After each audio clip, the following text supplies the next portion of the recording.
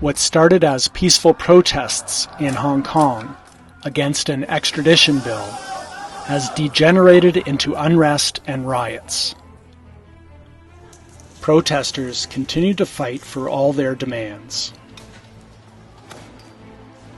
Although the events are often seen as a struggle of Hong Kong people for lost freedom and democracy, one must ask, what freedoms has Hong Kong really lost, and what do these protesters want? Those who have lived in Hong Kong under British colonial rule would not have seen any real change in the way of life here.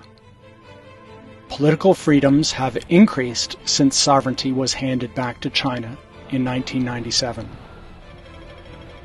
Hong Kong retains a free press, as well as the right for people to organize protest marches and express their views. Since the return of Hong Kong's sovereignty to China in 1997, China has helped and supported Hong Kong whenever we were in trouble. The Asian financial crisis in 1997, the SARS epidemic in 2003.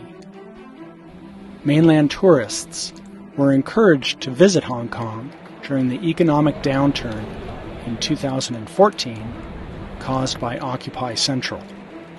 But the protesters who had since turned rioters are now shouting, "Liberate Hong Kong, revolution of our times," meaning they are fighting for Hong Kong's independence from China. More strangely and ironically, they waved U.S. flags during rallies, gathered at the U.S. consulate asking President Trump to please liberate Hong Kong. They even openly asked the U.S. to invade Hong Kong with its 7th Fleet. These rioters somehow believe they could start a revolution to subvert the Hong Kong government and even the central government of China. In fact, Hong Kong, an island of only about 1,000 square meters, with neither its own water, nor food supply, nor airspace access, cannot live without China. Its economy would collapse without the backup and support of China.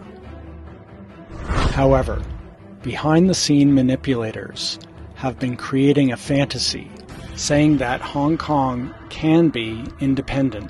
Water can be imported from the US or Singapore.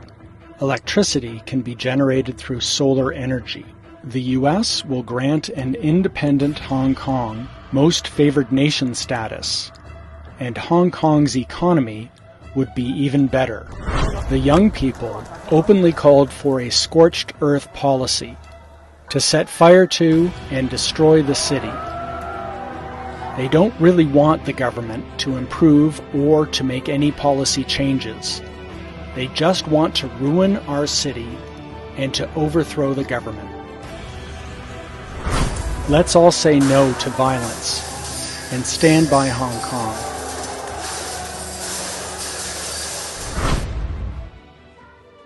Let's ask all peace-loving people in the world to support Hong Kong